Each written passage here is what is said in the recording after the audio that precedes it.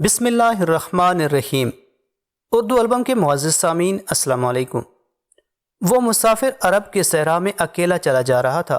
8 ہجری کے زمانے میں عرب کا وہ علاقہ جہاں مکہ اور مدینہ واقع ہے بڑا ہی خوفناک صحرا ہوا کرتا تھا، جلتا اور انسانوں کو جھلساتا ہوا ریگزار۔ ایک تو صحرا کی اپنی صعوبتیں تھیں، دوسرا خطرہ راہزنوں کا تھا۔ مسافر قافلوں کی صورت سفر کیا کرتے تھے، لیکن یہ مسافر اکیلا چلا جا رہا تھا۔ وہ اعلیٰ نسل کے جنگی گھوڑے پر سوار تھا۔ اس کی زرہ گھوڑے کی زین کے ساتھ بندھی ہوئی تھی، اس کی کمر سے تلوار لٹک رہی تھی اور اس کے ہاتھ میں برچھی تھی۔ اس زمانے میں مردوں کے قد دراز، سینے چوڑے اور جسم گھٹے ہوئے ہوتے تھے۔ یہ اکیلا مسافر انہی مردوں میں سے تھا، لیکن جس انداز سے وہ گھوڑے کی پیٹھ پہ بیٹھا تھا اس سے پتہ چلتا تھا کہ وہ شہ سوار ہے اور وہ کوئی معمولی آدمی نہیں۔ اس کے چہرے پہ خوف کا ہلکا سا بھی تاثر نہیں تھا کہ راہزن اسے لوٹ لیں گے، اس سے اتنی اچھی نسل کا گھوڑا چھین لیں گے اور اسے پیدل سفر کرنا پڑے گا۔ لیکن اس کے چہرے پہ جو تاثر تھا وہ قدرتی نہیں تھا۔ وہ کچھ سوچ رہا تھا، یادوں سے دل بہلا رہا تھا، یا کچھ یادوں کو ذہن میں دفن کرنے کی کوشش کر رہا تھا۔ آگے ایک گھاٹی آ گئی، گھوڑا چڑھتا چلا گیا، خاصی بلندی پر جا کر زمین ہموار ہو گئی۔ سوار نے گھوڑا روک کر اسے گھمایا اور رکابوں پر کھڑے ہو کر پیچھے دیکھا۔ اسے مکہ نظر نہ آیا، مکہ افق کے نیچے چلا گیا تھا۔ ابو سلیمان، اسے جیسے آواز سنائی دی ہو، آپ پیچھے نہ دیکھو، مکہ کو ذہن سے اتار دو، تم مرد میدان ہو، اپنے آپ کو 2 حصوں میں نہ کرنے دو، اپنے فیصلے پر قائم رہو، تمہاری منزل مدینہ ہے۔ اس نے مکہ کی سمت سے نگاہیں ہٹا لیں، گھوڑے کا رخ مدینہ کی طرف کیا اور باغ کو ہلکا سا جھٹکا دیا۔ گھوڑا اپنے سوار کے اشارے سمجھتا تھا، نپی تلی چال چل پڑا۔ سوار کی عمر 43 برس تھی، لیکن وہ اپنی عمر سے جوان لگتا تھا۔ سلیمان اس کے بیٹے کا نام تھا، اس کے باپ کا نام الولید تھا، لیکن سوار نے خالد بن ولید کی بجائے ابو سلیمان کہلانا زیادہ پسند کیا۔ اسے معلوم نہ تھا کہ تاریخ اسے خالد بن ولید کے نام سے یاد رکھے گی، اور یہ نام اسلام کی عسکری روایات اور جذبے کا دوسرا نام بن جائے گا۔ مگر 43 برس کی عمر میں جب خالد مدینے کی طرف جا رہا تھا، اس وقت وہ مسلمان نہیں تھا۔ چھوٹی چھوٹی جھڑپوں کے علاوہ وہ مسلمانوں کے خلاف 2 بڑی جنگیں، جنگ احد اور جنگ خندق لڑ چکا تھا۔ جب رسول کریم صلی اللہ علیہ وسلم پر 610 عیسوی بروز سموار پہلی وحی نازل ہوئی، اس وقت خالد کی عمر 24 سال تھی۔ اس وقت تک وہ اپنے قبیلے بنو مخزوم کی عسکری قوت کا قائد بن چکا تھا۔ بنو مخزوم کا شمار قریش کے چند ایک معزز خاندانوں میں ہوتا تھا۔ قریش کے عسکری امور اسی خاندان کے سپرد تھے۔ قریش خالد کے باپ الولید کے احکام اور فیصلے مانتے تھے۔ 24 برس کی عمر میں یہ حیثیت خالد کو بھی حاصل ہو گئی تھی، مگر اس حیثیت کو ٹھکرا کر خالد ابو سلیمان مدینے کو جا رہا تھا۔ کبھی وہ محسوس کرتا جیسے اس کی ذات سے کوئی قوت اسے پیچھے کو گھسیٹ رہی ہو۔ جب وہ اس قوت کے اثر کو محسوس کرتا تو اس کی گردن پیچھے کو مڑ جاتی، لیکن اس کی اپنی ذات سے ایک آواز اٹھتی، آگے دیکھ خالد، تو ولید کا بیٹا تو ہے لیکن وہ مر گیا ہے، اب تو سلیمان کا باپ ہے، وہ زندہ ہے۔ اس کے ذہن میں 2 نام اٹک گئے تھے، محمد رسول اللہ صلی اللہ علیہ وسلم جو ایک نیا دین لے کر آئے تھے، اور الولید جو خالد کا باپ اور محمد صلی اللہ علیہ وسلم اور آپ صلی اللہ علیہ وسلم کے نئے دین کا بہت بڑا دشمن تھا۔ باپ یہ دشمنی ورثے کے طور پر خالد کے حوالے کر کے دنیا سے اٹھ گیا تھا۔ خالد کے گھوڑے نے پانی کی مشق پر اپنے آپ ہی رخ بدل لیا تھا۔ خالد نے ادھر دیکھا، اسے گول دائرے میں کھجوروں کے درخت اور صحرا کے جھاڑی نما درخت نظر آئے۔ گھوڑا ادھر ہی جا رہا تھا۔ نخلستان میں داخل ہو کر خالد گھوڑے سے کود گیا۔ امامہ اتار کر وہ پانی کے کنارے 2 زانو ہو گیا۔ اس نے پانی چلو بھر بھر کر اپنے سر پر ڈالا اور 2-4 چھینٹے منہ پر پھینکے۔ اس کا گھوڑا پانی پی رہا تھا۔ خالد نے اس چشمہ سے پانی پیا جو صرف انسانوں کے استعمال کے لیے تھا۔ یہ ایک چھوٹا سا جنگل تھا۔ خالد نے گھوڑے کی زین اتاری اور زین کے ساتھ بندھی ہوئی چھوٹی سی ایک دری کھول کر جھاڑی نما درخت کے جھنڈ تلے بچھائی اور لیٹ گئے۔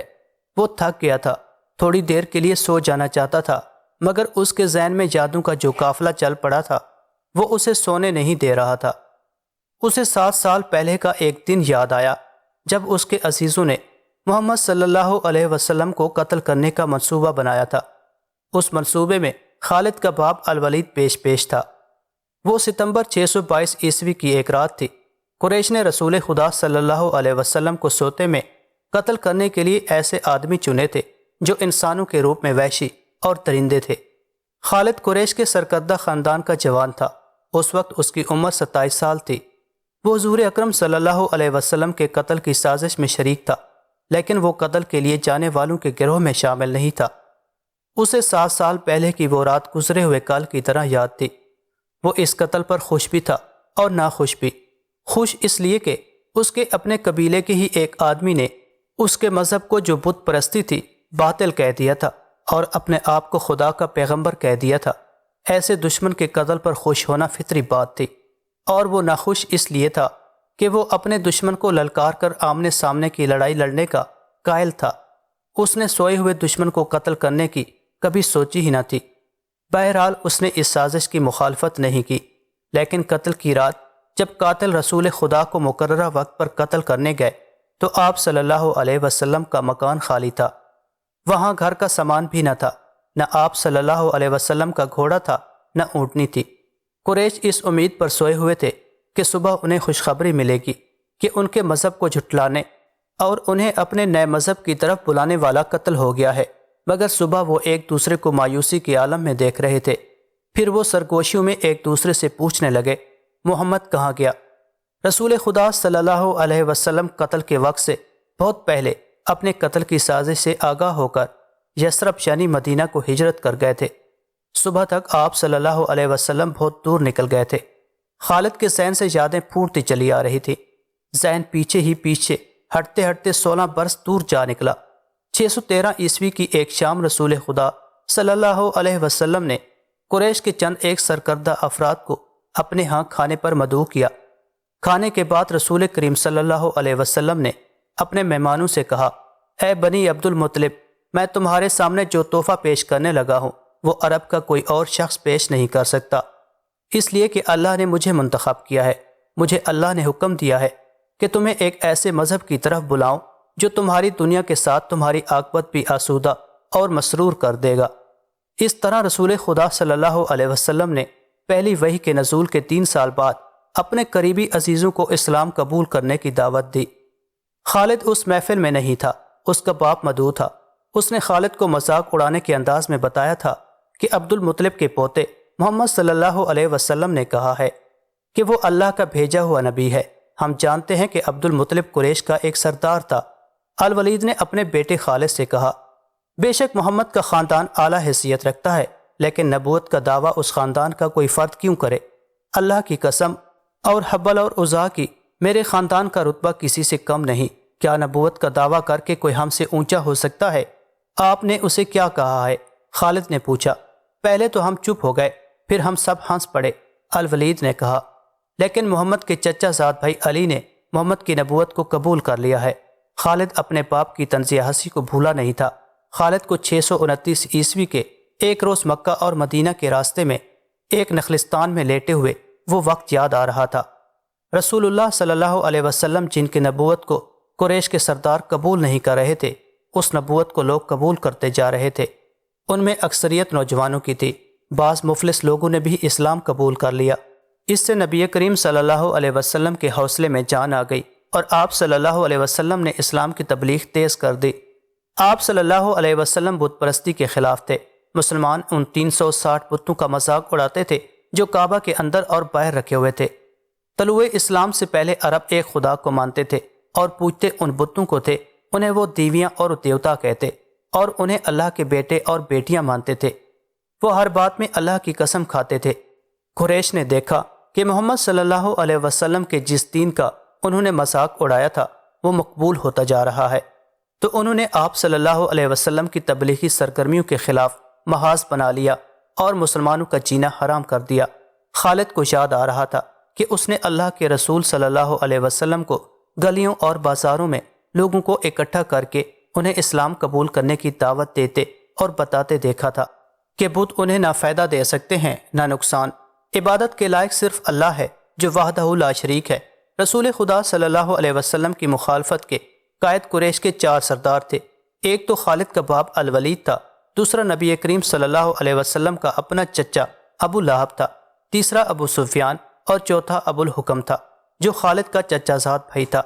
مسلمانوں پر سب سے زیادہ ظلم و تشدد اسی شخص نے کیا تھا۔ وہ جہالت کی حد تک کینہ پرور اور مسلم کش تھا، اس لیے مسلمان اسے ابو جہل کہنے لگے تھے۔ یہ نام اتنا عام ہوا کہ لوگ جیسے اس کا اصل نام بھول ہی گئے ہوں۔ تاریخ نے بھی اس پستہ قد، بھینگے اور لوہے کی طرح مضبوط آدمی کو ابو جہل کے نام سے ہی یاد رکھا ہے۔ خالد کو یہ یادیں پریشان کرنے لگیں، شاید شرمسار بھی۔ قریش کے لوگوں نے رسول خدا صلی اللہ علیہ وسلم کے گھر میں کئی بار غلاظت پھینکی تھی۔ جہاں کوئی مسلمان اسلام کی تبلیغ کر رہا ہوتا وہاں قریش کے آدمی جا پہنچتے اور ہلڑ مچاتے تھے۔ بد اخلاق اور دھتکارے ہوئے آدمی کو رسول خدا صلی اللہ علیہ وسلم کو پریشان کرتے رہنے کے کام پر لگا دیا گیا تھا۔ خالد کو یہ اطمینان ضرور تھا کہ اس کے باپ نے محمد صلی اللہ علیہ وسلم کے خلاف ایسی کوئی گھٹیا حرکت نہیں کی تھی۔ وہ 2 مرتبہ قریش کے 3-4 سرداروں کو ساتھ لے کر رسول خدا صلی اللہ علیہ وسلم کے چچا ابو طالب کے پاس یہ کہنے گیا تھا کہ وہ اپنے بھتیجے رسول خدا صلی اللہ علیہ وسلم کو بتوں کی توہین اور نبوت کے دعوے سے روکے، ورنہ وہ کسی کے ہاتھوں قتل ہو جائے گا۔ ابو طالب نے ان لوگوں کو دونوں مرتبہ ٹال دیا تھا۔ خالد کو اپنے باپ کی بہت بڑی قربانی یاد آئی۔ عمارہ خالد کا بھائی تھا۔ وہ خاص طور پر خوبصورت نوجوان تھا۔ وہ ذہین تھا اور اس میں بانگ پن تھا۔ خالد کے باپ الولید نے اپنے اتنے خوبصورت بیٹے عمارہ کو قریش کے 2 سرداروں کے حوالے کیا اور انہیں کہا کہ اسے محمد کے چچا ابو طالب کے پاس لے جاؤ اور اس سے کہو کہ میرا بیٹا رکھ لو اور اس کے بدلے محمد صلی اللہ علیہ وسلم ہمیں دے دو۔ خالد اپنے باپ کے اس فیصلے پر کانپ اٹھا تھا، اور جب اس کا بھائی عمارہ دونوں سرداروں کے ساتھ چلا گیا تھا تو خالد تنہائی میں جا کر رویا تھا۔ ابو طالب سرداروں نے عمارہ کو رسول کریم صلی اللہ علیہ وسلم کے چچا کے آگے کر کے کہا تھا، اس سے تم جانتے ہو یہ عمارہ بن الولید ہے۔ تم یہ بھی جانتے ہو کہ بنو ہاشم نے جس کے تم سردار ہو ابھی تک اس جیسا سجیلا اور عقل مند جوان پیدا نہیں کیا۔ یہ ہم ہمیشہ کے لیے تمہارے حوالے کرنے آئے ہیں۔ اسے اپنا بیٹا بنا کر رکھو گے تو یہ تمام عمر فرما بردار رہے گا، اور اگر اسے اپنا غلام بناؤ گے تو قسم ہے اللہ کی تم پر اپنی جان بھی قربان کر دے گا، مگر تم اسے میرے حوالے کیوں کر رہے ہو؟ ابو طالب نے پوچھا، کیا بنو مخزوم کی ماؤں نے اپنے بیٹوں کو نیلام کرنا شروع کر دیا ہے؟ کہو اس کی کتنی قیمت چاہتے ہو؟ اس کے عوض ہمیں اپنا بھتیجا محمد صلی اللہ علیہ وسلم دے دو۔ قریش کے ایک سردار نے کہا، تمہارا یہ بھتیجا تمہاری رسوائی کا باعث بن گیا ہے۔ اس نے تمہارے آباء و اجداد کے مذہب کو رد کر کے نیا مذہب بنا لیا ہے۔ کیا تم دیکھ نہیں رہے کہ اس نے قبیلے میں آدمی کو آدمی کا دشمن بنا دیا ہے؟ تم میرے بھتیجے کو لے جا کر کیا کرو گے؟ قتل۔ قریش کے دوسرے سردار نے جواب دیا، ہم محمد صلی اللہ علیہ وسلم کو قتل کریں گے۔ یہ بے انصافی نہیں ہوگی۔ تم دیکھ رہے ہو کہ ہم تمہارے بھتیجے کے بدلے میں تمہیں اپنا بیٹا دے رہے ہیں۔ یہ بہت بڑی بے انصافی ہوگی۔ ابو طالب نے کہا، تم میرے بھتیجے کو قتل کرو گے اور میں تمہارے بیٹے کو پالوں گا اور اس پر خرچ کروں گا اور اسے بہت اچھی زندگی دوں گا۔ تم میرے پاس کیسا انصاف لے کر آئے ہو؟ میں تمہیں عزت سے رخصت کرتا ہوں۔